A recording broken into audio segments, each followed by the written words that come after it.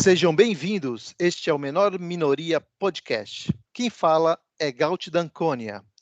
Saiba que você está na mídia, que fala de quem mais importa, você, o indivíduo. E nessa jornada, conto com o meu amigo Fraga. Tudo bem, Fraga? Tudo certo, Gaut. E aí, animado para mais esse episódio? Como sempre, animadíssimo. Ah, legal. E hoje a gente tem um convidado fora do nosso meio de conhecidos, alguém novo, um novo papo, um novo contato, e isso é muito bacana. E um pouco antes de começar a apresentar, a falar de quem a gente vai entrevistar hoje, eu gostaria só de fazer contextualizar, e vocês vão perceber que tem total relação com a pessoa que vai ser entrevistada hoje. Que a gente sempre está falando aqui do coletivismo versus as liberdades individuais, mas vale pontuar que ninguém aqui é contra a livre associação, né? Então, defender a liberdade individual não impede que você tenha, sim, relações coletivas. Então, vale a pena pontuar isso, porque uma coisa não impede a outra, embora nós sejamos muito críticos ao coletivismo da forma que é praticada no mundo atual, que é através da coerção, né?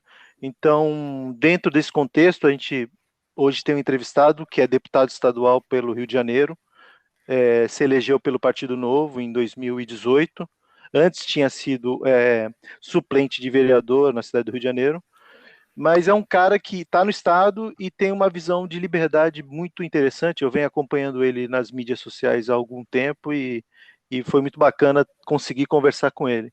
O convidado de hoje é o deputado estadual Alexandre Freitas. Tudo bem, Alexandre?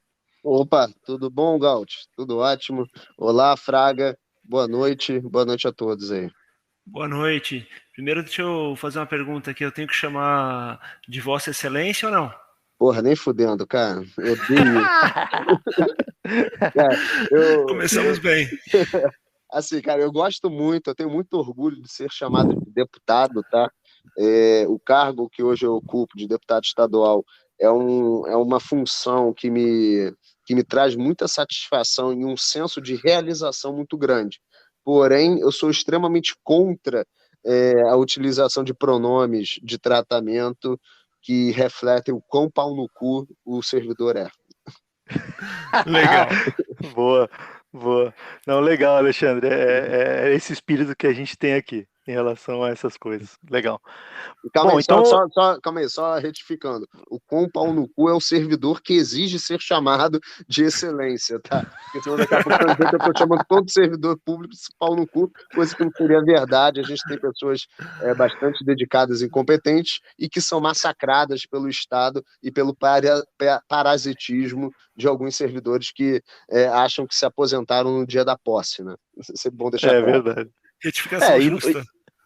Vamos lá também. Nem só funcionário público é assim. Tem pessoas no setor privado que também gostam de pronomes, gostam de lampejos, mas claro que a maioria está no setor privado, no setor público, perdão. Com certeza. Bom, o Alexandre, eu vou começar aqui com um tema que está relacionado ao Estado, né? Tem uma obra, um livro de Thomas Hobbes que se chama O Leviatã. Uhum. E nesse livro, né, ele correlaciona o Estado com um monstro, né, com um monstro marinho. O Leviatã, para quem não sabe, ele vem de um trecho bíblico de Jó 40:25, que ele fala desse monstro marinho, que é horripilante e tal, e ele correlaciona o Estado surgindo naquela época, porque Hobbes é do final do século XVI, então naquele período estava acabando o absolutismo e começando essa ideia de Estado que vai prover tudo e tal. E dentro desse aspecto, eu vou começar te perguntando quais são os desafios desse tal Leviatã, você que está aí dentro, está vivenciando tudo isso, cara, principalmente no contexto do Rio de Janeiro. Bom, vamos lá. Eu acabei de publicar recentemente no jornal carioca chamado Diário do Rio, um artigo falando mais ou menos disso, né? Tratando da medida do prefeito Eduardo Paes de premiar os guardas municipais que multarem mais, e, em paralelo, o secretário de Fazenda, Pedro Paulo, dava uma gratificação aumentava, né, o prolabore dos servidores que pertenciam às JARes, que são as juntas de recurso administrativo lá, de quando você recebe uma multa. Ou seja, o cara estava criando um incentivo para o guarda municipal multar com fins, obviamente, arrecadatório, e dava um cala-boca para o pessoal que iria analisar os recursos desses motoristas que seriam multados pelos guardas municipais, que estariam com a ânsia de multar cada vez mais as pessoas, inclusive na dúvida, né? Porque se o cara tem um retorno financeiro daquele ato administrativo, ele fica mais compelido. Isso quando ele não é mau caráter ou desonesto, mas quando ele está na dúvida, ele vai lá, porra, vou multar porque eu vou ganhar um dinheirinho a mais. Então você vê claramente o Estado ali atuando de forma a querer arrecadar por arrecadar. Ele não estava ali dizendo, olha, não, o Estado vai agir com seu poder fiscalizador para garantir a liberdade do indivíduo, porque existem pessoas irresponsáveis que acabam abusando da sua liberdade. Não. Ele estava criando um incentivo para um agente público multar todo mundo para ele ter um retorno financeiro, e, em contrapartida, meio que criava uma espécie enfim, vou usar uma palavra pesada mesmo, uma espécie de suborno do agente que iria analisar os recursos, impossibilitando qualquer chance do cidadão de ter uma análise isenta e justa daquele fato, né? Então, você enxerga muito bem que para diversos agentes públicos, e aí você inclui gente do judiciário, do Ministério Público, do Legislativo, do Executivo, que acha que o Estado tem que arrecadar, e que, obviamente, a gente sabe que aquilo que ele devolve para o cidadão é muito pouco. A imensa maioria do dinheiro serve para sustentar o estamento burocrático, serve para sustentar uma imensidão de agentes que mamam na teta do Estado.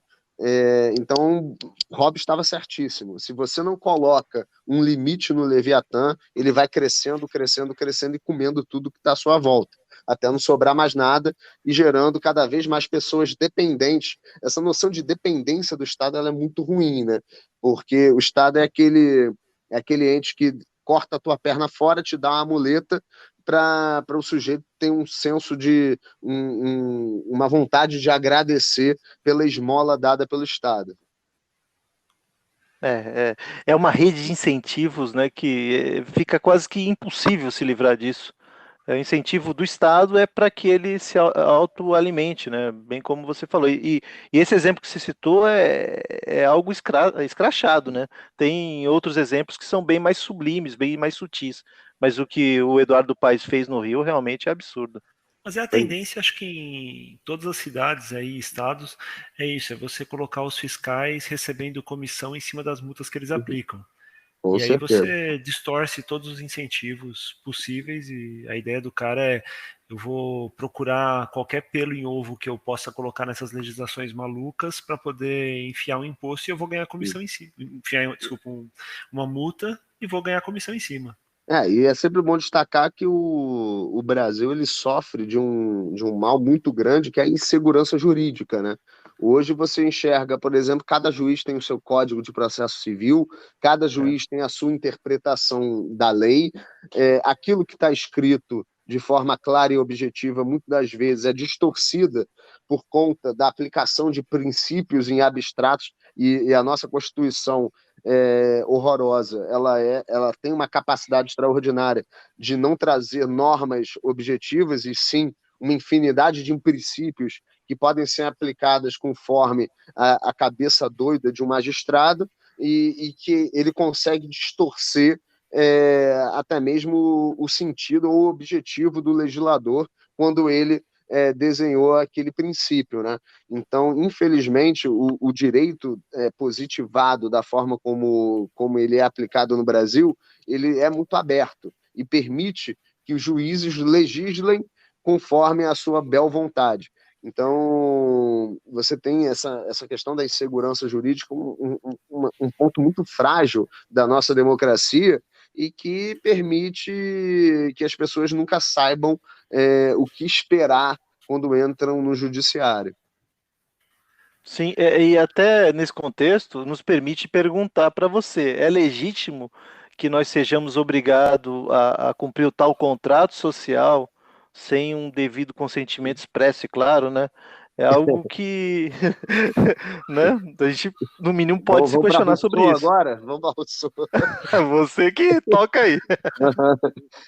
Cara, assim, bom, mas vamos, isso aí é um tema muito mais filosófico, né? Exato. Eu te confesso que eu tenho uma camisa do Trudeau, né, lá, né, do Disobey, da desobediência civil. Eu acho sim que a desobediência civil é uma conduta válida, mas aqui é a história, cara. Por mais que você queira dizer, olha, eu não acho que eu deva cumprir com esse contrato social porque eu nunca manifestei minha vontade de assiná-lo, você tem que ter consequência que você tem que ter consciência e que não É, dá para ignorar a realidade, né? exato.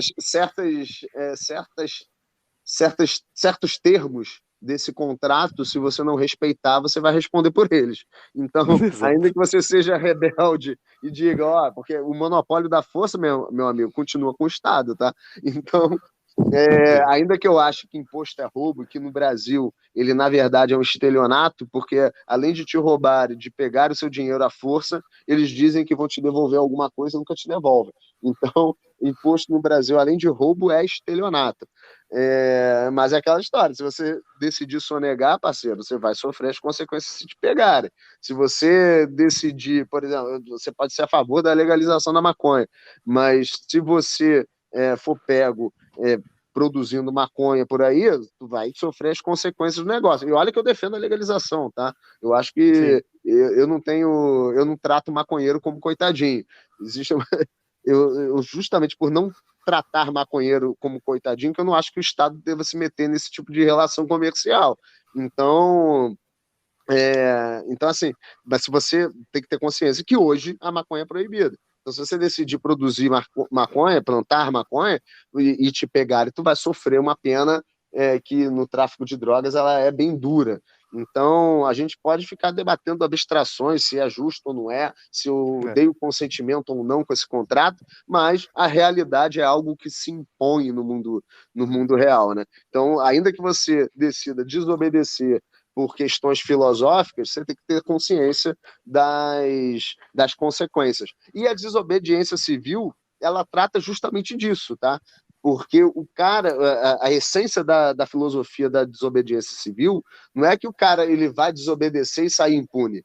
É que ele é tão convicto das suas ideias que ele desobedece e manda um dedo do meio para o Estado e fala: meu amigo, pode me prender que eu estou cagando, você não vai me dominar, você pode aplicar as sanções, que eu vou suportá-las com toda a minha dignidade, porque eu sou contra isso que você está me impondo.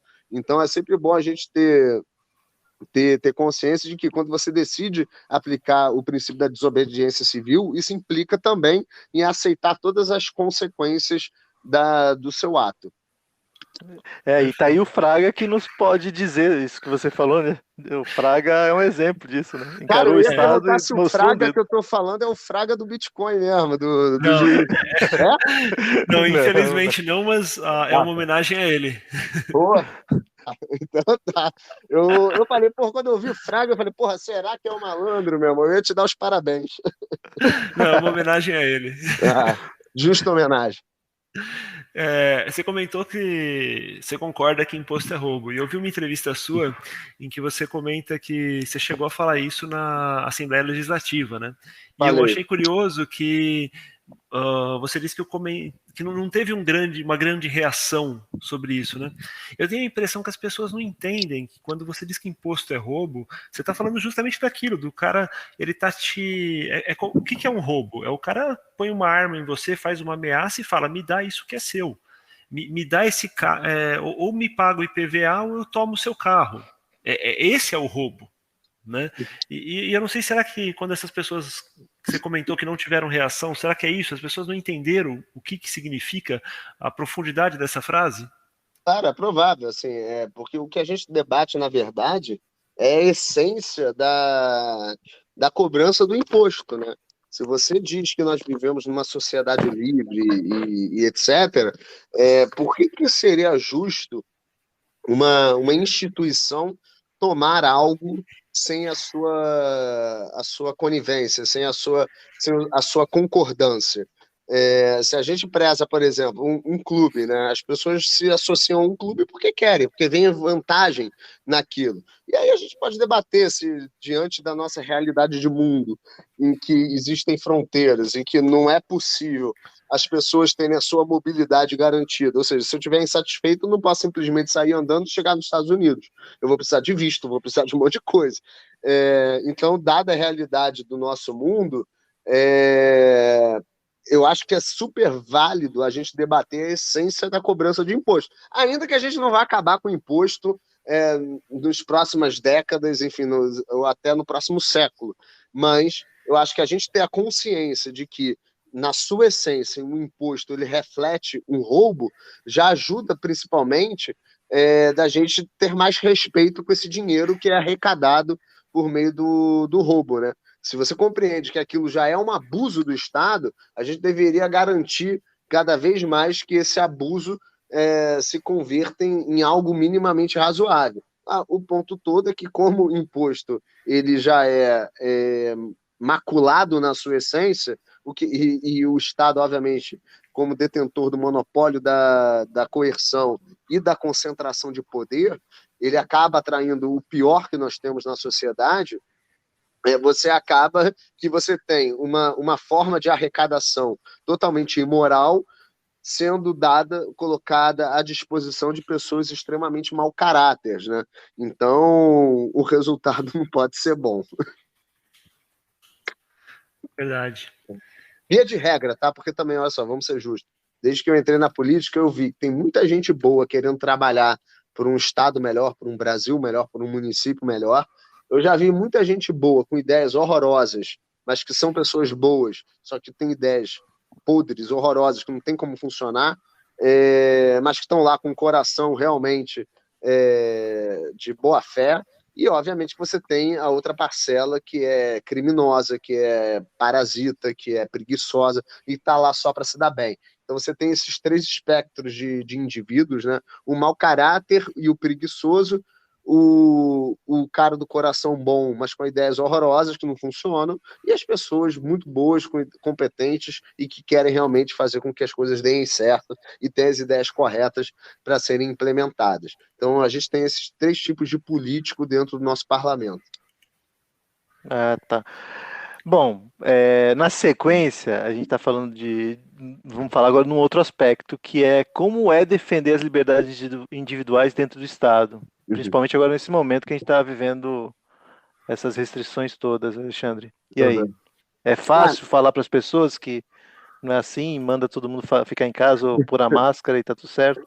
Cara, não é nem um pouco fácil, né? Eu certa vez, a gente debatendo um negócio relacionado a armas, eu falei lá no plenário que eu acho que o Estado tinha tanto direito de meter a mão na minha arma quanto tem de meter a mão no baseado do PSOL. E aí o pessoal só ficou puto comigo. Fala, pô, absurdo. Eu falei, caraca, cara, vocês não são a favor da legalização? Eu também acho que vocês podem fumar o que vocês quiserem aí. O Estado não tem nada a ver com isso. Assim como eu também acho que ele não pode pegar na minha arma, porra. Então, assim, é um debate legítimo a gente debater isso. Na questão da pandemia, em específico, obviamente que o Bolsonaro fez um favor gigantesco de impedir qualquer debate racional com a sua postura totalmente irresponsável em certos pontos, e obviamente que ele defendia coisas que eram coerentes, mas por conta da sua postura pública, ele acabou meio que inviabilizando. Então a gente teve, de um lado, aquelas pessoas que atuavam de forma irresponsável, se aglomerando, sem usar máscara, sem nada, e do outro, você tinha aqueles seres esquizofrênicos que usam máscara sozinho dentro do carro. Então, e basicamente você teve esses dois grupos, os irresponsáveis que achavam que foda-se o vírus chinês é um mito e ninguém vai morrer por conta disso, e do outro achando que a pessoa espirrando a 15 quilômetros de distância ia contaminar ela impreterivelmente, né? Então, infelizmente, a gente teve um diálogo público muito ruim. Eu fui chamado de negacionista trocentas mil vezes, simplesmente porque eu falava, gente, olha só, usar máscara em local aberto não adianta nada. Um prefeito mandar jogar sabão na rua não adianta absolutamente nada. Ninguém vai ficar lambendo meio fio para pegar Covid.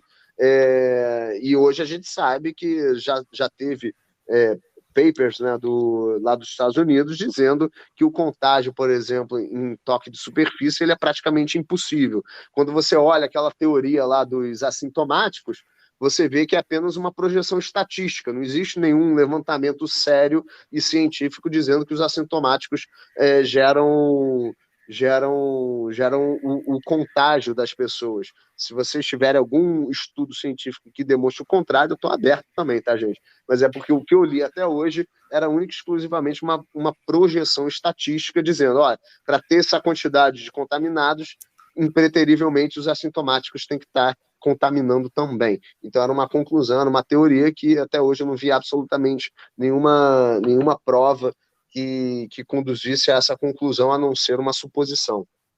E eu vi um estudo que falava que, inclusive, os negacionistas, os ditos negacionistas, estão muito mais atentos às pesquisas científicas do que os ditos científicos. E é bem por aí mesmo. Você vê os caras que estão aí defendendo ciência, essa história toda, o cara só é narrativa, ele não tem nada por trás daquilo. Cara, eu fiquei neurótico assim nos 2 primeiros meses. Depois, eu só usava máscara quando eu estava num local fechado e que eu via realmente que eu iria aglomerar. Fora isso, eu não usava máscara. Eu também não ficava neurótico com o negócio de álcool e gel. Eu só fui pegar Covid no Réveillon de Balneário Camboriú, porque aí também, meu irmão, aí eu abusei, né? Aí, não, eu peguei no dia 31 pro dia 1º, né? Então, assim, e aí depois eu fui ver uma reportagem, saiu, sei lá, uns 5 dias depois, falou que aumentou em 98% os casos de Covid em Balneário. Falei, porra, óbvio, né? Não tinha como.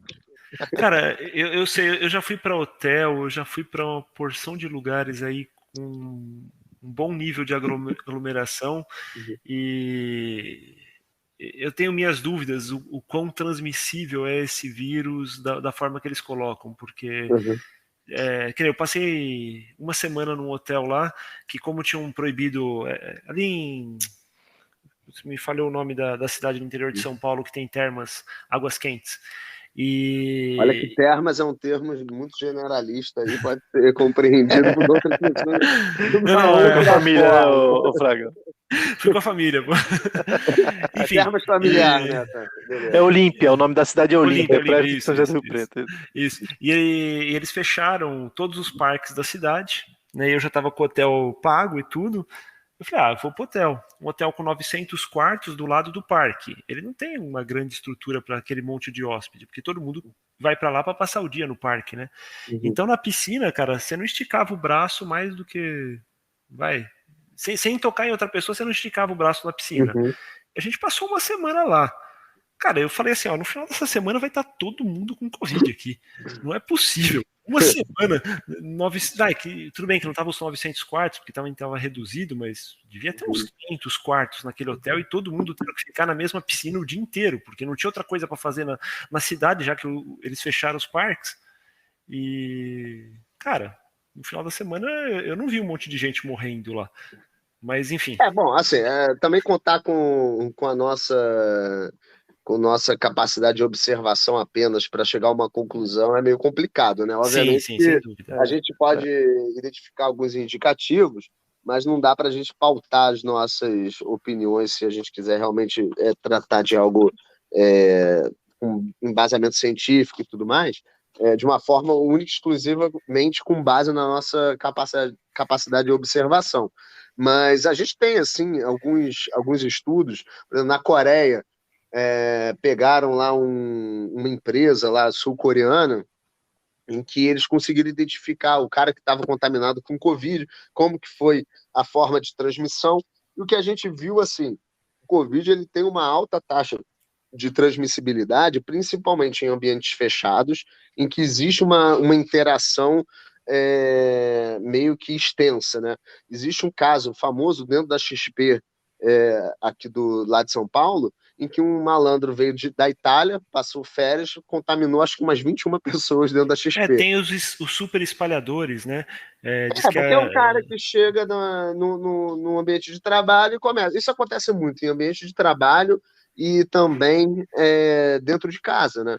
Porque você tem ali aquela interação recorrente e mais próxima, e até mesmo quando você tem uma intimidade com a pessoa, você tende a relaxar, né? Eu costumo dizer que quem te fode de verdade é quem está perto de você. Quem está longe, você já tem uma barreira, seja ela para não ser passado para trás, ou até mesmo para se contaminar com o Covid. Porque o desconhecido, você fica assim um pouquinho, mantém uma certa distância.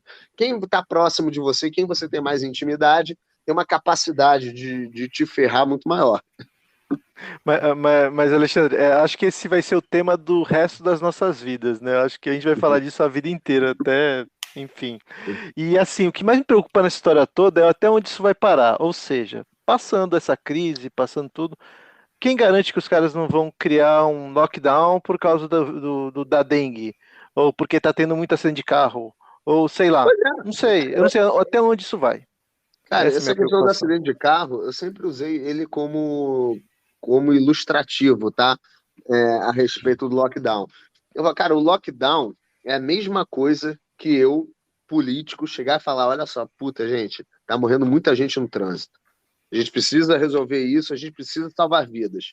Tá, o que que vamos fazer? Vamos parar de vender carro nessa porra. Acabou, ninguém mais compra carro. É razoável isso? É óbvio que não é.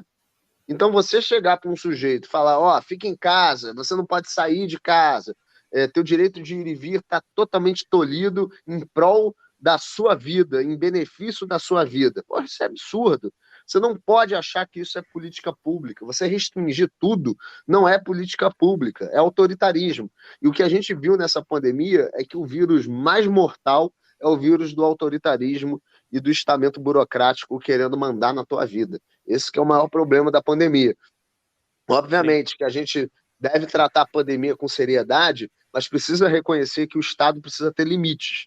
E ele não vai ser o ente que vai ficar mandando você pôr máscara, não vai ser o ente que vai ficar falando para você passar álcool gel. Isso quem faz é a tua mãe, meu amigo, no máximo. Agora, você querer que outra pessoa faça isso por você, e eu me dou como exemplo, tá? Quando eu decidi ir para Balneário Camboriú, eu tinha plena consciência que eu estaria me expondo muito mais do que eu estaria me expondo aqui no Rio de Janeiro. Mas foi uma opção minha, e o Estado não tem nada a ver com isso. Ainda bem que eu fiz parte da maioria que apenas sofreu com os efeitos leves do Covid. Mas eu poderia ter sido o azarado que fazia parte da minoria que realmente se estrepa com esse vírus. Então, o que eu entendo que seria o papel do Estado era abrir leito, catar vacina e informar as pessoas. Falar: olha só, meu amigo, você tem essas medidas sanitárias que a gente entende como mais eficazes na contenção do vírus. A partir daí, parceiro, a responsabilidade é tua. Eu não tenho mais como ser babá de você. Eu não, assim como não tem, e eu entendo isso, né? Eu acho que o Estado não tem direito, por exemplo, de ficar te obrigando a usar cinto de segurança.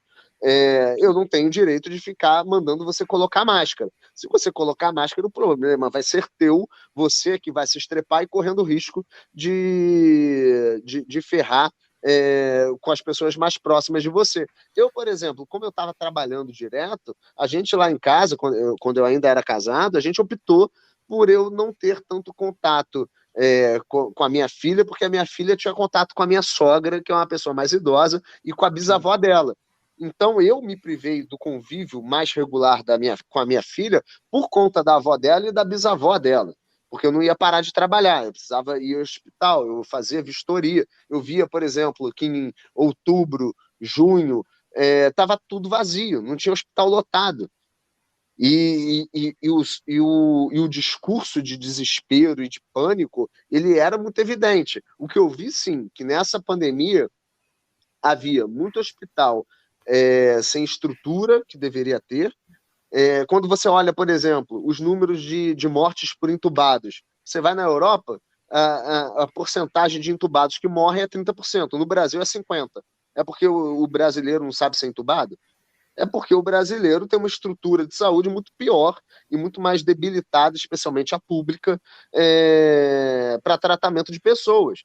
Então, isso é uma outra questão. A gente deveria dizer, olha só, meu amigo, se você não tem plano de saúde, se você vai acabar dentro de um hospital público, você tem a consciência que a chance de você morrer lá é maior do que o cara que vai para o hospital particular, que é um cara que se expõe menos e que não pega esse vírus. Então, você tratar com respeito, dando a gravidade do momento e principalmente das possíveis consequências dos seus atos, eu acho que seria uma melhor postura do Estado para tratar a pandemia. E, obviamente, com o Estado cumprindo aquilo que é a sua obrigação: abrir leito, comprar vacina e informar melhor a população. Totalmente de acordo. Está totalmente alinhado com o indivíduo tomar as decisões pela sua própria vida, sem delegar isso a ninguém. Ponto. Né? E arcar com as consequências. E arcar com as consequências. Como sempre foi. Pois é. E, gente, olha só, teve um caso lá no Rio Grande do Sul de um filho da puta que descobriu que estava com Covid e foi para uma festa. Esse tipo de pessoa, você tem que meter o ferro mesmo, tá? Não dá para você também passar a mão na cabeça de gente cretina e maldosa que descobre que pegou Covid e expõe os outros a um risco. Obviamente que todo mundo ali que decide sair de casa se expõe a um determinado risco mensurável, mais ou menos. Mas o cara que sabe que está contaminado vai para a rua e expõe as pessoas a risco, aí isso é diferente. Você tem ali mau caráter, né? uma atitude dolosa do cara querendo transmitir o vírus de forma consciente. Então, esse tipo de pessoa, a gente tem sim que punir. Se a gente descobre que houve um caso desse, você tem que meter o sarrafo no cara, tem que meter o ferro nele para ele ser punido. Agora, o problema é que o que a gente viu é que as leis tratavam todo mundo como contaminado, como se contaminado fosse. E aí você acaba prejudicando quem não oferece risco a ninguém. E esse que é o maior problema. A pandemia ela serviu para punir muito mais as pessoas que não ofereciam risco, que não eram irresponsáveis, e para tentar atacar os irresponsáveis por tabela. Esse que foi o problema. O que as crianças sofreram nessa pandemia, sendo absurdo, privadas de aula, e elas, o risco de uma criança contaminar alguém já foi provado que é muito baixo. Sim. E assim, o futuro, né? Isso impacta muito no desenvolvimento das crianças que estão na faixa etária entre 4 e 8 anos. Então, o custo disso é muito alto até para o futuro, né? Especialmente as mais pobres, tá? Porque, Sim. mal ou bem, a criança do ensino privado, ela acaba conseguindo correr um pouco atrás. Agora, do ensino público, ela vai ficar para trás. Então, você vai aumentar aquele gap lá que a esquerda adora falar da hipossuficiência material, né? Você, na verdade, agravou esse gap por conta da falta de estrutura num momento determinante da formação dessas crianças. Então, o que a esquerda fez com o seu autoritarismo e essas medidas vieram muito mais de pessoas coletivistas que prezavam pelo bem comum e pela salvaguarda da vida coletiva, o que elas acabaram fazendo foi prejudicar ainda mais a tal desigualdade que eles dizem combater e agravar cada vez mais a pobreza, né, do nosso país. Sim. E até já vou pegar um gancho aí, viu, Alexandre? A gente tá falando já de desigualdade e eu queria lembrar um assunto recente aí do teu estado, do Rio, né? O que ocorreu em Jacarezinho lá, a questão da ação da polícia, né?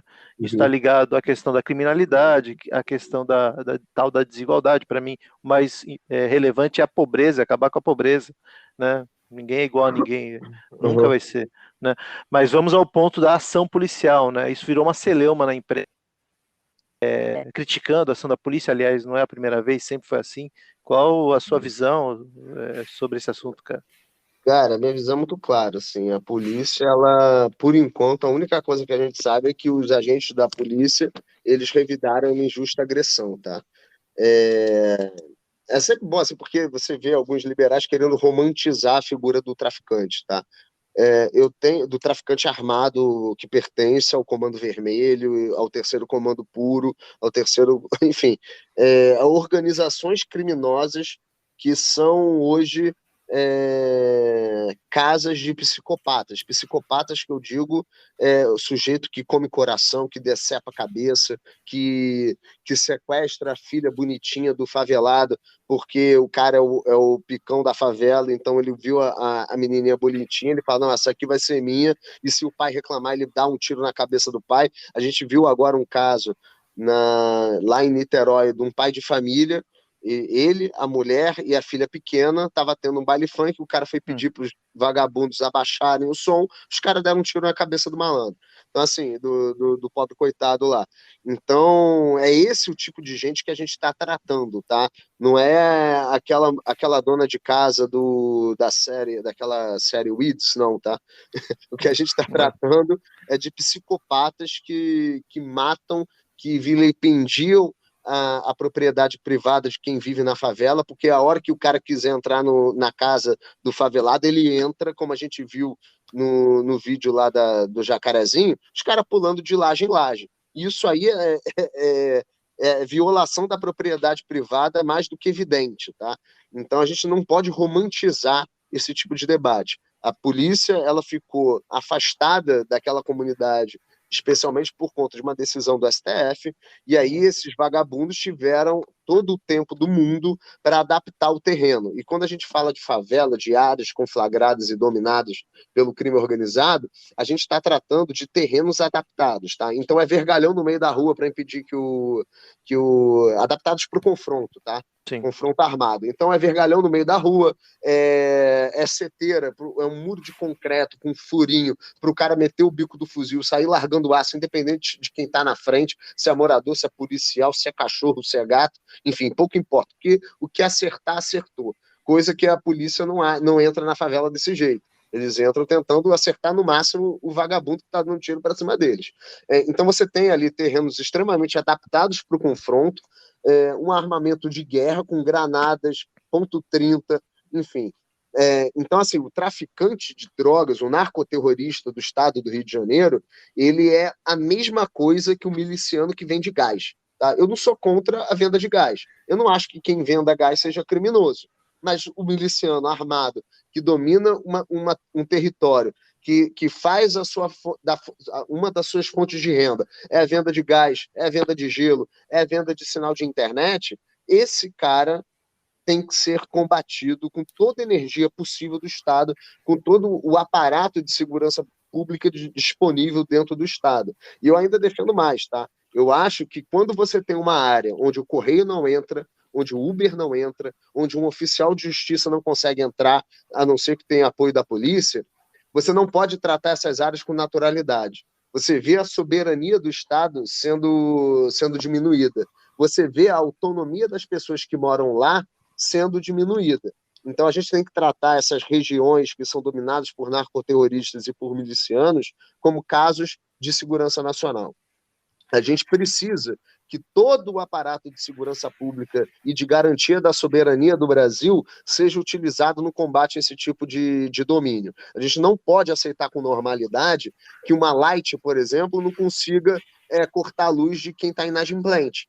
A gente não pode aceitar que uma SEDAI da vida não possa entrar para cortar a luz de quem não pagou sua conta. A gente não pode aceitar que o morador que peça o Uber tenha, dentro da sua região onde ele mora, um bloqueio do aplicativo, porque lá é considerado área de risco, o motorista não tem a segurança para deixar essa pessoa na porta da sua casa.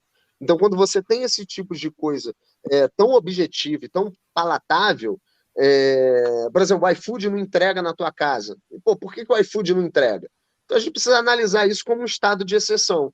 E diante desse estado de exceção, a gente tem que trazer a seriedade da situação. E a seriedade é essa. A gente teve uma operação da Polícia Civil numa área extremamente dominada por uma organização criminosa, que é o Comando Vermelho, totalmente psicopata. Hoje você deve estar lá na quarta, quinta geração de bandidos do Comando Vermelho, que são jovens totalmente desestruturados, que vão para o narcoterrorismo por conta da sensação de poder que andar armado, que ser o dono da boca ou o gerente do tráfico dá para esse moleque novo aí, que na verdade ele está em busca do poder. E a única diferença entre o Cabral e o dono do morro é a ferramenta para cometimento de crime. O Cabral, o Sérgio Cabral, né, governador do estado, preso, vagabundo máximo aí, que roubou tanto ao ponto de infligir um prejuízo no PIB do estado do Rio de Janeiro, ele tem a mesma índole do narcoterrorista que domina uma região. Só que a diferença é que o narcoterrorista ele pega em arma e o Cabral usa a caneta dele para roubar para um cacete. Então, mas o que une esses dois tipos de criminosos? É a sensação de poder. É o cara poder fazer o que ele quer, quando ele quer, e botar o pau na mesa assim que ele quiser e falar, ó, eu que mando nessa porra, e utilizar todos os louros que a sua atividade criminosa acaba gerando. Então, o narcoterrorista que está lá, ele não é um santinho, não é um empreendedor, ele não é um visionário, ele é um vagabundo psicopata que está disposto a matar e, obviamente, acaba ficando exposto ao risco do negócio, né? Que qual que é? É ser preso ou morrer. E uma vez que o cidadão já pagou para a máfia estatal o imposto, então tem que prestar o serviço, tem que deixar ele ter uma proteção, né? Agora ficar pagando para as duas máfias e sofrendo é sacanagem. Cara, agora... é engraçado porque você vê o narcoterrorismo agora aqui do Rio, ele já pegou bastante, fez um intercâmbio lá de atividades com a milícia, né? Então você vê que são muito parecidos. E aí você vê que eles também são muito parecidos em relação ao modelo de Estado que a gente tem, né? Então o cara cobra, por exemplo, um IPTU, isso, que é como se fosse a taxa de proteção. Ele cobra uma porcentagem no gás. Ele exige alguns monopólios, né? Oi? Ele força alguns monopólios, né? O gás só sou eu que vem. Não, passa todos. Você tem que... Cara, é tão surreal que a milícia do Rio das Pedras tem um aplicativo tipo Uber. E ele não permite que os carros do Uber entrem lá, mas eles têm um aplicativo da comunidade do Rio das Pedras. Isso, é que nem o Estado, ó. O ônibus é só essas empresas aqui que eu deixo trabalhar. Isso aí. Igualzinho. É idêntico. Com a diferença que o vagabundo mata mesmo, né? O Estado não precisa, quando precisa também pode chegar nesse ponto, né? Quando precisa pode, mas não é a via de regra. Né? Aquela teoria do bandido estacionário, né? Nesse ponto a gente evoluiu um pouquinho ao longo dos séculos. É a história do bandido estacionário. Você descobre que, em vez de você ficar matando todo mundo, é mais fácil você propor uma taxazinha e o pessoal aceita de forma com menos violência. Agora, Você falou de armas, né? Você falou que o pessoal aí na favela tem granada e tal, mas isso é proibido, cara. O Estado proíbe a gente de ter arma. Então, que história é essa? O Estado não proíbe a gente de ter arma? Isso pode, não pode? Que história é essa? Qual é a sua opinião aí? Bom, eu como CAC e detentor do porte de arma federal, e como eu já disse, né, eu acho que o Estado tem tanto direito de meter a mão na minha arma, quanto tem de meter no baseado do PSOL. Então, eu sou um defensor incondicional da democratização da legítima defesa. Eu acho que quem demonstra ter capacidade psicológica e capacidade técnica para portar uma arma deveria portar igual funciona a licença de automóvel, né, de carro. O cara tem que demonstrar isso? Oi? Demonstrar isso para quem? Quem que julga? Cara, então, assim, eu entendo o teu argumento, tá? Mas eu acho que no Brasil a gente pode começar por baixo, tá? Não, ok. Qualquer avanço eu tô dentro. Pois eu entendo esse argumento. Eu acho, por exemplo, que o modelo do Texas é muito bom. Mas eu também, cara, eu sou da seguinte teoria, tá? Eu acho que se a gente vai liberar geral, o Estado precisa dar uma resposta para impedir a impunidade, tá? Por exemplo, eu sou a favor da legalização das drogas, mas eu entendo que o cara que comete algum prejuízo na vida, liberdade ou propriedade de uma outra pessoa sob o efeito de drogas, ele deveria receber o triplo da pena. E deveria cumprir a pena em regime fechado. Porque o que a gente vê, por exemplo, especialmente a esquerda, adora o libera geral e foda-se as consequências de tudo que acontece. Então eu acho assim, que a gente precisa mandar uma mensagem, falar, olha só, meu amigo, tu vai ter a liberdade de fazer alguma coisa, mas se tu cagar no pau, você vai tomar-lhe ferro, tá?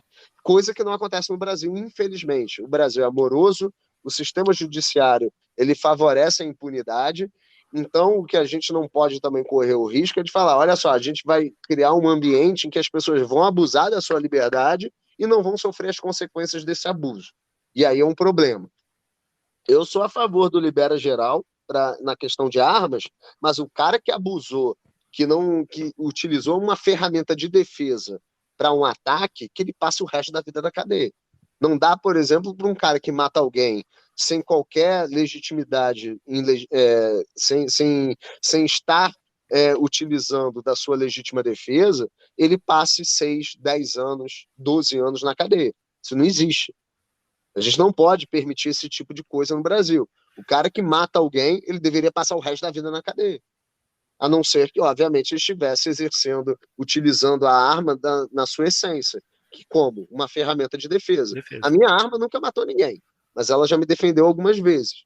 Então, e olha que eu também defendo muito uma revisão do modelo de legítima defesa que a gente tem no Brasil, tá? Eu acho que ele fica muito discricionário para o juiz.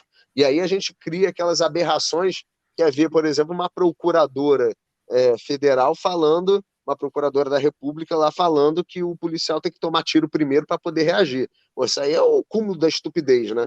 Aquele caso da Ana Hickman também, né? Que o cara pois é. Porra, reagiu e ele é processado porque ele... O que aquele promotor fez com aquele cara esse malandro, e é surreal que ele não perca o emprego, né, cara? A gente tem agentes públicos tão irresponsáveis que geram um dano social tão grande e que esses caras saem impunes. É verdade, ele devia ser condenado à aposentadoria integral para descansar em casa. Cara, sério, o que esse sujeito fez contra aquele cara é um crime. Ainda bem, a sorte dele foi que ele encontrou uma juíza que tinha bom senso e que absolveu ele sumariamente. Mas o que esse promotor fez, cara, é um crime contra o indivíduo. O cara que, porra, viu a esposa dele tomar um tiro, ele consegue reagir e mata esse vagabundo. E uma coisa que tem que ficar muito clara, tá? O ânimos da legítima defesa, ele é de matar. Esse negócio de você, vou atirar na perna, isso é a coisa mais imbecil da face da terra.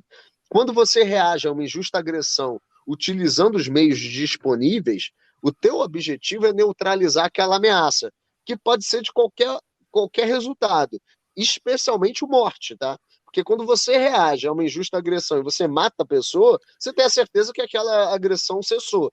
Então, o cara que está reagindo a uma injusta agressão, ele tem toda a legitimidade de matar alguém. Se por acaso o cara lá que estava agredindo não morrer, pô, sorte do cara.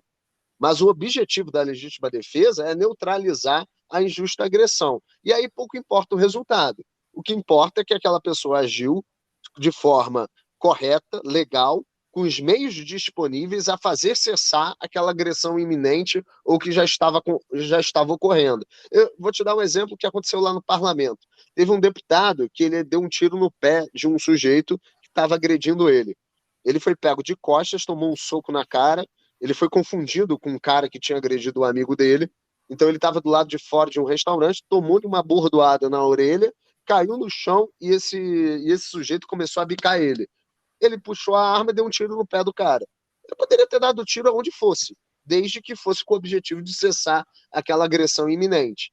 E ele foi absolvido lá, o Ministério Público opinou pelo arquivamento, reconheceu a legítima defesa e, inclusive, o cara que agrediu ele, que tomou o tiro no pé, agora vai responder pela agressão. Então, é assim que a gente tem que conduzir. E o tiro que ele deu poderia ser onde fosse. No pé, na cabeça, no peito, no dedo mindinho, pouco importa. A partir do momento que ele está sendo agredido e ele tem uma arma à sua disposição, ele tem todo o direito de sacar essa arma e dar o tiro onde for. A gente precisa ter essa consciência no Brasil e não achar, por exemplo, o cara puxou um 22 para mim, eu tenho um fuzil, o que eu faço? Eu largo o meu fuzil e pego a minha pistola? Não, isso não existe. Você dá tiro de fuzil em cima do cara do 22. Porque tiro de 22 dói para o cacete. Então, assim, você não pode ter esse romantismo e essa alienação do que é uma situação de risco. Porque eu, por exemplo, já vi gente armada que estava reagindo a uma agressão e acabou sendo desarmada e morta com a própria arma. Então, você não sabe o que uma situação de risco pode gerar, especialmente quando você é a vítima. Né? Especialmente se o outro cara tá armado, não tem nem conversa para se falar. Agora, é lógico, mas isso pouco importa, o cara tá ou não armado. Foi não, o o que eu digo assim, é aquele caso limítrofe de um moleque de 10 anos que pulou no seu quintal para roubar goiaba. Você não vai dar um tiro nesse cara, certo? Não, aí tudo bem. Porque aí você tem também o debate sobre a legítima defesa putativa, né? É que você não sabe, na verdade, que é um moleque de 10 anos pulando o muro para roubar goiaba. O que você imagina que seja é um assaltante que está entrando na tua casa para estuprar a tua filha. Então, sim, perfeito. a menos que você demonstre que realmente o cara deu um tiro sabendo que era um moleque de 10 anos, que apenas pulou o muro para roubar goiaba, e não que o cara achou que realmente era um ladrão que iria assaltar a tua casa, aí a gente entra naquele debate de caso concreto. Mas o ponto todo é que eu estou tratando de coisas um pouco mais evidentes, um pouco mais claras, tá? Não, perfeito, Por aí exemplo, estamos juntos. Só quis levantar imagina o eu detalhe. armado e o cara querendo sair na porrada comigo. Você acha que eu vou entrar em confronto com esse cara? Eu tô armado. Por que eu vou entrar em confronto com esse cara? O que eu não posso nunca é adotar uma postura agressiva, ou seja, de agressão. Eu tenho que utilizar sempre a minha arma como uma ferramenta de defesa. Então, o que eu faço? Eu tomo uma certa distância e falo, amigão, se você se aproximar, eu vou te dar um tiro. Se você quiser vir me agredir, tu vai tomar uma pior. E é assim que você tem que se comportar. Só que eu já vi casos de pessoas que estavam armadas, titubearam no momento em que estavam sendo agredidas e tiveram a arma roubada e o cara tomou um tiro na cabeça.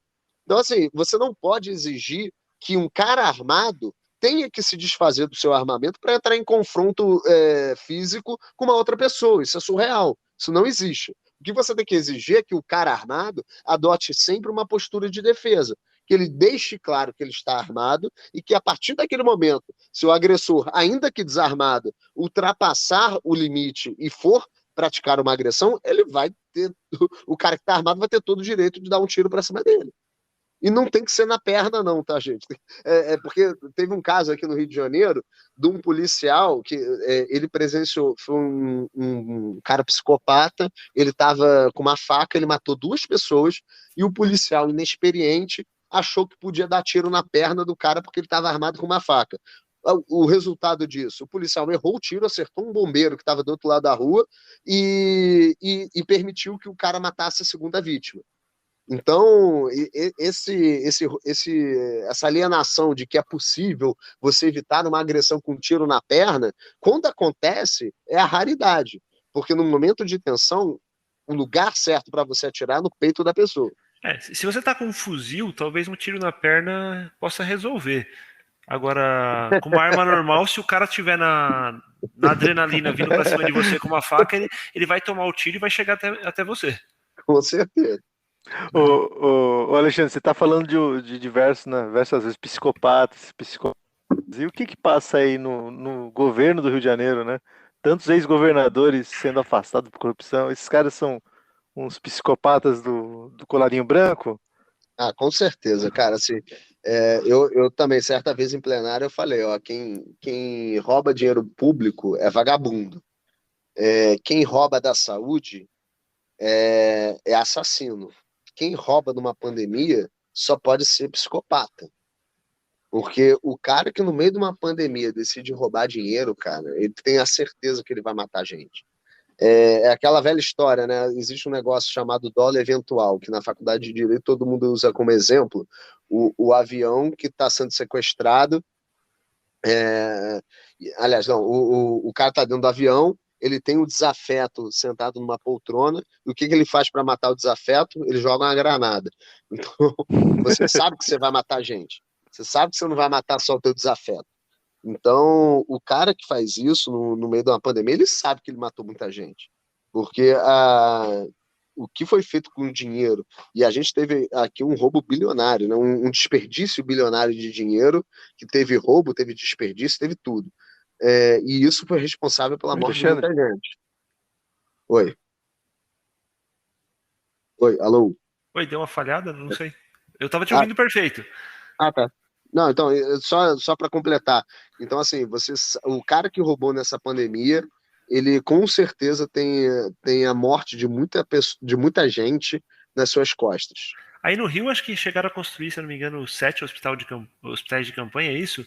Dos quais. Construir, não, né? Não, assim. Pagar, né? Agora, acho Não, que, não, que não chegou ficou a pagar isso tudo, não. pronto. Como que Não, foi assim, isso aí? a previsão eram acho que de 9 hospitais, se não me engano. Mas que É, chegou a ter desembolso. a desembolso, puta, agora não vou lembrar os números certos. Mas para Iabas, acho que foram uns 500 milhões, um negócio de 500 ou 300 milhões. Eu teria que olhar. Mas, assim, foi uma tonelada de dinheiro. Foi muito dinheiro desembolsado. E que no final teve hospital que não chegou nem a receber paciente, né? Porra nenhuma. E aí você pega, por exemplo, o Hospital do Maracanã, que, cara, eu entrevistei alguns profissionais que trabalharam lá. E todos eles foram categóricos. Eles falaram: o que menos matou no hospital de campanha do Maracanã foi o Covid. O que mais matou foi a ausência de medicamento, a inexperiência dos médicos, a falta de treinamento dos médicos. Você tinha lá dermatologista, você tinha cirurgião plástico que não tinha o curso de intensivista, então as pessoas não sabiam entubar os pacientes, médicos que não sabiam entubar os pacientes, que não tinha nenhuma experiência com. Obviamente que você tem tanto a questão da formação dos médicos, mas principalmente a IABAS, a empresa lá que era gestora do hospital de campanha, não deu o treinamento que deveria ter dado.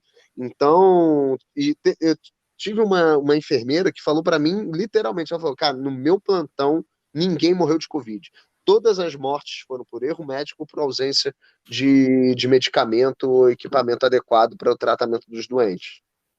Poxa, Pois é. absurdo. Eu não tenho a menor dúvida que o Estado matou muito mais Covid. Ah, eu também não. Eu também não tenho.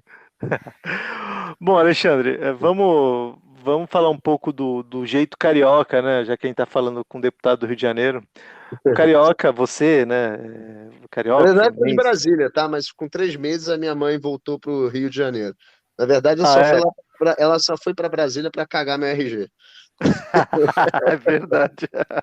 Eu não Tu poder tem o falar que eu tô estatismo carioca. aí na certidão, hein, cara? Bom, Verdade. mas o carioca é um sujeito que é apaixonado pela vida, ele gosta de demonstrar a todos, né, que a vida é boa, enfim, é o estereótipo do carioca, né? Mas o carioca ele entende o que de fato é ser livre, o que é liberdade? Qual a sua opinião sobre isso? Como é que é o carioca o quê? O carioca é um sujeito que adora viver, adora demonstrar a todos a liberdade de poder curtir a vida. É o jeitão, é o Uhum. estereótipo do carioca, né? Sei. Mas ele entende de fato o que que é ser livre, o que que é a liberdade. Qual a sua opinião sobre esse aspecto?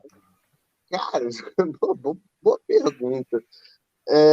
Se você está dizendo em questões filosóficas, assim, realmente, cara, assim, o povo carioca, ele é um povo que preza muito pela liberdade, tá? Isso.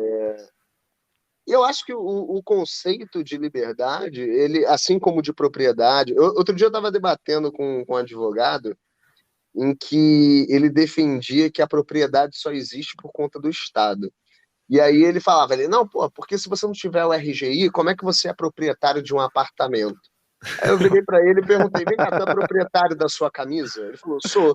Eu falei: mas como? Se você não tem um RG de camisa para dizer que é teu? Aí ele ficou meio assim, né? Eu falei: cara, é a mesma coisa. Ele: mas como é que você vai saber que o imóvel não foi vendido? Cara, aí você está tratando de burocracia, de má fé e tudo mais. Isso não, a essência da propriedade não está no papel que te dão. A essência da propriedade está na tradição, no momento que você paga por alguma coisa, ou quando você herda alguma coisa que já foi paga por alguém. Então, a noção de propriedade, ela é inerente à natureza humana. Antigamente, as pessoas tinham seus alimentos, tinham, enfim, seus bens pessoais, suas flechas, suas não sei o quê. Você não precisava do Estado dizer que aquilo era teu.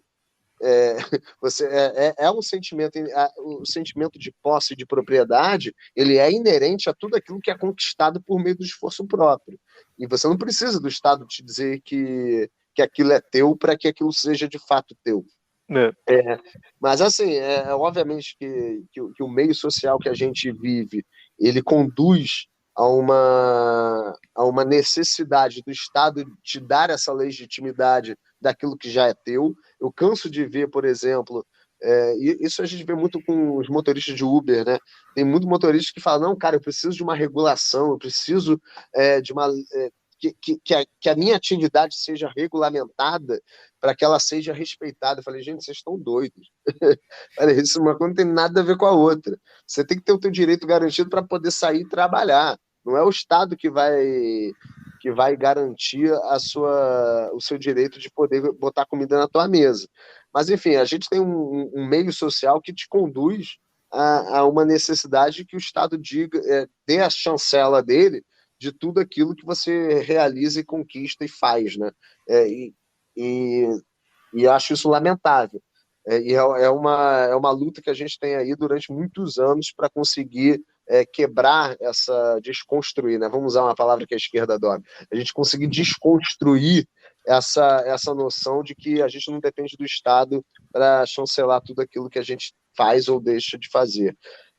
Mas eu acho assim, que o carioca ele sabe viver bem, ele sabe exercer a sua liberdade com bastante paixão, e eu gosto muito do Rio, cara, sou muito suspeito, porque eu já morei fora, obviamente que eu gostei muito de ter morado fora e tudo mais, já morei em Brasília também, eu fiz minha pós-graduação lá em Brasília, mas eu sou um eterno apaixonado pelo Rio de Janeiro. Eu acho o Rio de Janeiro, apesar do caos, né, que a gente vive aqui, especialmente na cidade do Rio de Janeiro, mas eu acho que é uma cidade maravilhosa, com perdão do trocadilho, né, mas ela é maravilhosa pra caralho mesmo, cara. É muito bom. E o povo do Rio de Janeiro é bom demais. Não, eu também gosto do Rio. Eu moro em Santos, né? Mas existe uma similaridade, então, e eu sou santista, e o jeitão do carioca é bem semelhante ao nosso. Eu gosto bastante.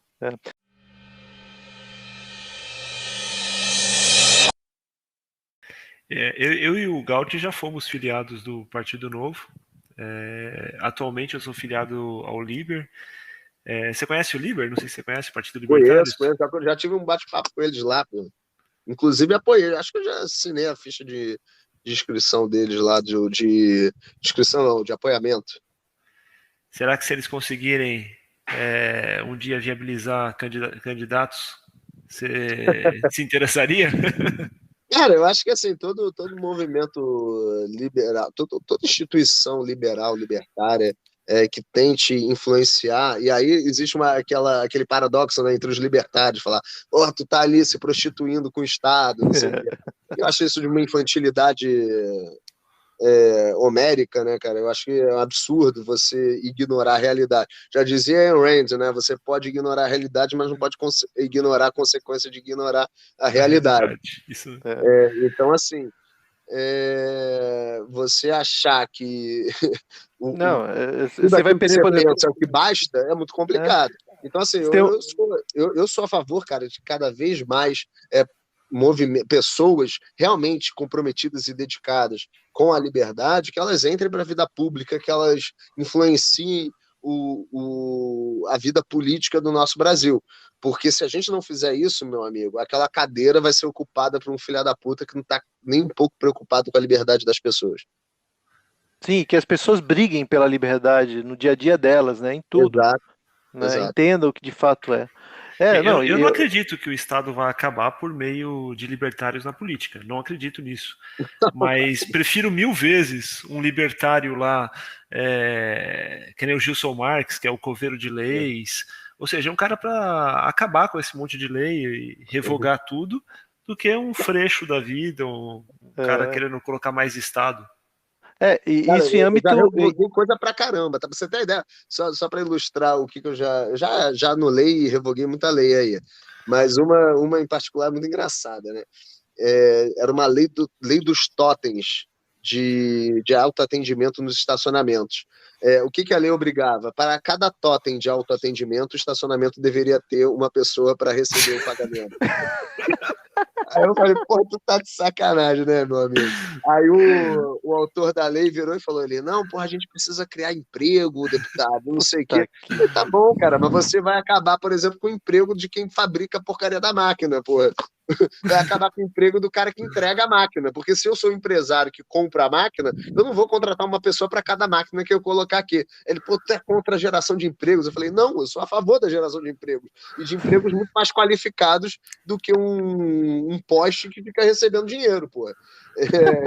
Então, assim, e aí a gente foi debatendo, E aí ele falou, aí ele começou já a ameaçar, né? Ele falou, não, pô, porque se você ficar atrapalhando, eu também vou atrapalhar os teus. Eu falei, cara, você pode fazer o que você quiser, mas você sabe que eu tô defendendo isso por questão e eu vi que não ia chegar a lugar nenhum, né? Até que eu cheguei e falei pro cara, eu falei, cara, quer saber por que eu sou contra essa lei?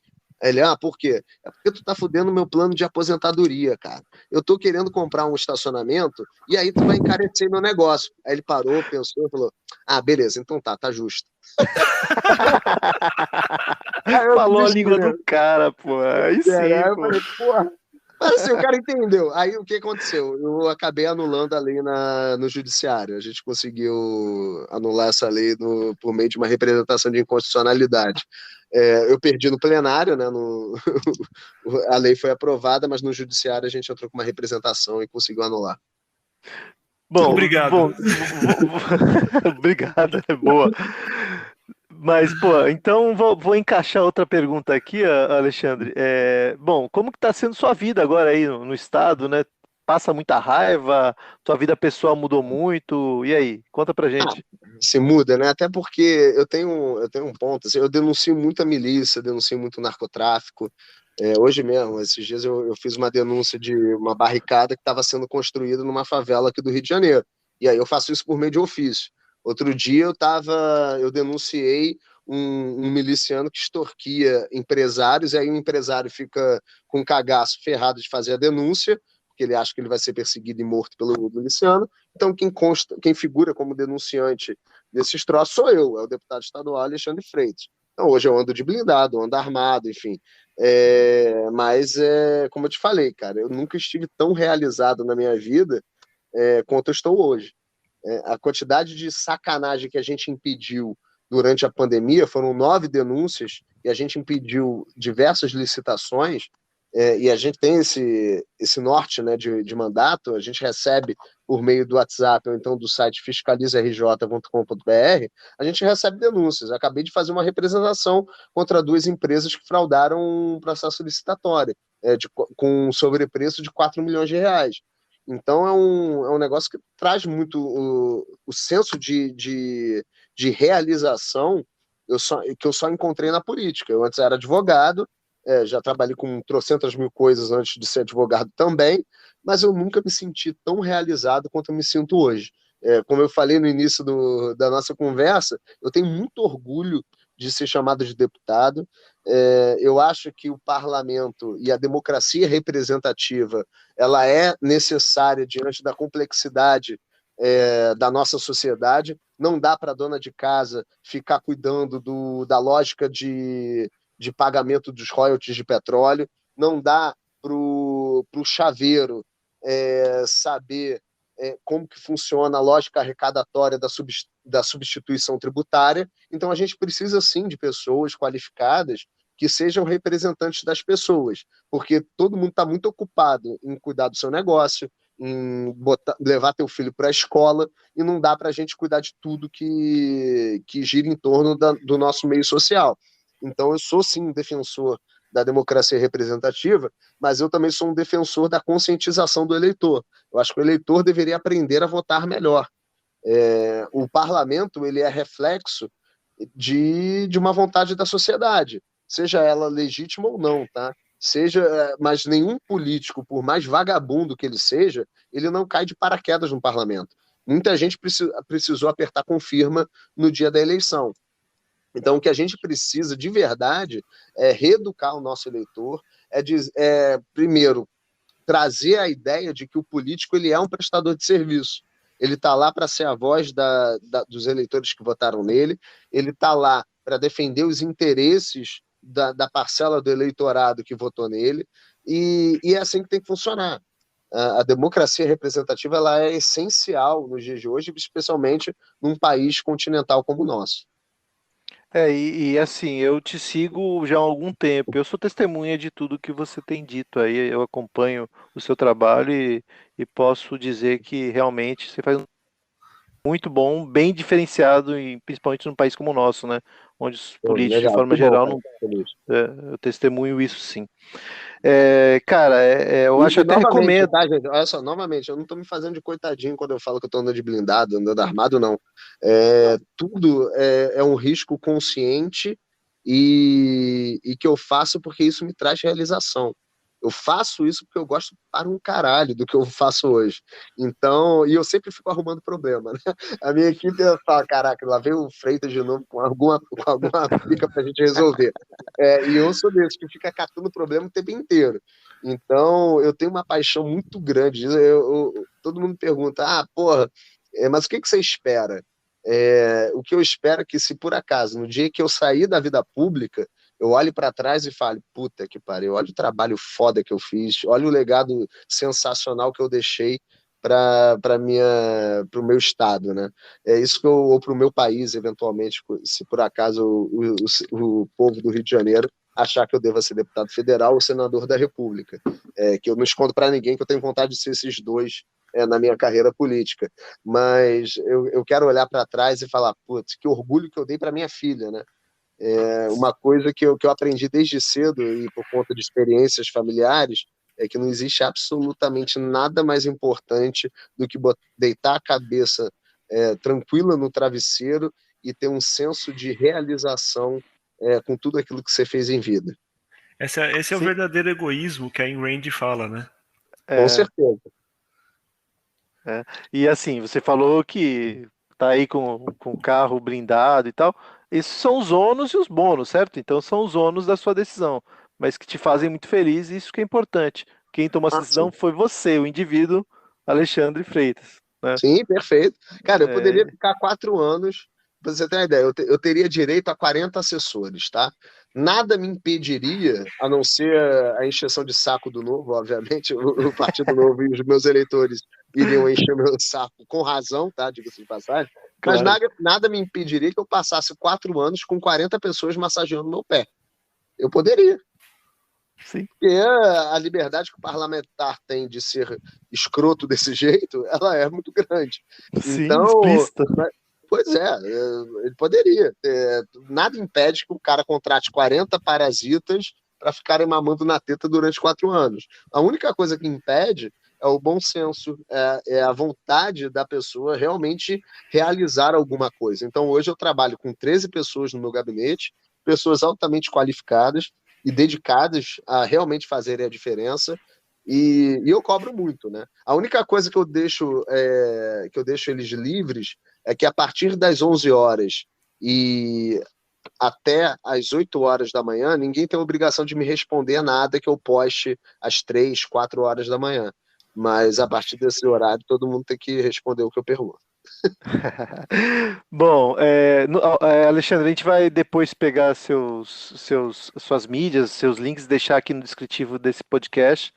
E, cara, muito obrigado aí por participar, por disponibilizar seu tempo para falar conosco, falar sobre as individualidades, sobre a liberdade individual, falar sobre o seu trabalho aí na Câmara, na Assembleia, perdão, do Rio de Janeiro. E, cara, valeu mesmo, muito obrigado. E quem sabe no futuro a gente volte a conversar. Claro, pô, estou sempre à disposição. Foi um prazer aí estar com vocês. Ótima homenagem de vocês, tanto ao Gaut quanto ao Fraga. Achei sensacional. E, gente, que vocês precisarem, eu estou à disposição. Eu acho que é obrigação. Eu falei que o político ele é um prestador de serviço, né? Então, eu classifico como 4 as funções essenciais de um político, que é legislar com base naquilo que ele defende, fiscalizar o orçamento de todos os órgãos públicos, ou seja, do Executivo, do Legislativo, do Ministério Público e do Judiciário, informar melhor a população. Um político ele tem acesso a informações que mais ninguém tem, então o político que desinforma ele está prestando um péssimo serviço para a sociedade. E o quarto é sentar para dialogar com quem você discorda. O meu mandato eu preciso ter a consciência de que eu sou pago para dialogar com o cara do PSOL, com o cara do Centrão, com o cara que o meu eleitor não teria estômago para conversar. A arte da política é encontrar consenso diante do dissenso. Então, quando eu quando eu trato, por exemplo, com um deputado do PSOL, eu não trato com o CPF dele, eu trato com todo mundo que colocou ele lá. Goste eu ou não, concorde eu ou não, mas eu tenho como obrigação funcional conversar com essas pessoas. Então, isso é um negócio que eu tenho muito caro dentro do meu mandato, né? Eu não fico fomentando radicalismo nem nada. Obviamente, eu sou extremamente radical com temas relacionados à liberdade, mas eu acho que eu, enquanto agente político, eu tenho obrigação funcional de conversar com aquelas pessoas que eu não concordo, com aquelas pessoas, independente do caráter do CNPJ, tá? Mas eu tenho obrigação de respeitar o voto do eleitor que colocou essas pessoas que muitas das vezes eu discordo ou não gosto muito. Beleza. Não, Alexandre, obrigado. foi uma satisfação enorme falar contigo, foi muito bacana. Eu acho que a gente concorda em 95% ou mais de tudo que você falou aí. Porra, só um comentário com esse 95, cara. É porque volta e meia chega um cara e fala, porra, cara, eu concordo com quase tudo, mas pô, tem essas paradas aí que é foda, não dá pra concordar. Eu falei, irmão, tá tranquilo. Eu tenho certeza que você concorda mais comigo do que você concorda com a tua mulher, então tá bom. Se tu não exige 100% dela, tu vai exigir 100% de mim, porra? Não, eu não concordo 100% com ninguém. Talvez nem comigo mesmo. Se passar uma semana, você já tá discordando de você, porra. Se eu considerar o meu eu de 5 anos atrás, eu concordo 50% com ele. Pô, irmão, eu votei no Freixo, cara. Você acha que eu concordava com o meu eu quando votou no Freixo? Nem fudendo. Mas é isso aí. Né? Beleza. Foi muito legal mesmo. Muito legal, obrigado mesmo, foi muito bom. O tempo passou que a gente nem percebeu, vai ser muito bom esse episódio, acho que vai longe. Obrigado, deputado Alexandre Freitas, um abraço, velho. Falou, gente, um abraço, tchau, tchau. Até mais.